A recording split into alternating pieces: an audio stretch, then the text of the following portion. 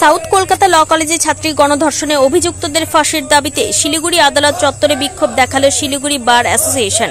এদিন প্রায় 1 ঘন্টা বিক্ষোভ দেখান বার অ্যাসোসিয়েশনের সদস্যরা। বিক্ষোভে উপস্থিত ছিলেন শিলিগুড়ি বার অ্যাসোসিয়েশনের সকল সদস্যরা।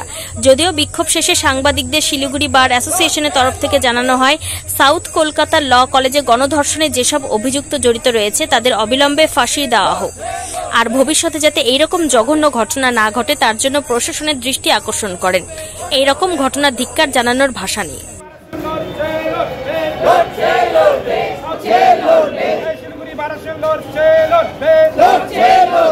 গণধর্ষণকারীদের অবিলম্বে দৃষ্টান্তমূলক শাস্তি শিলিগুড়ি বার অ্যাসোসিয়েশন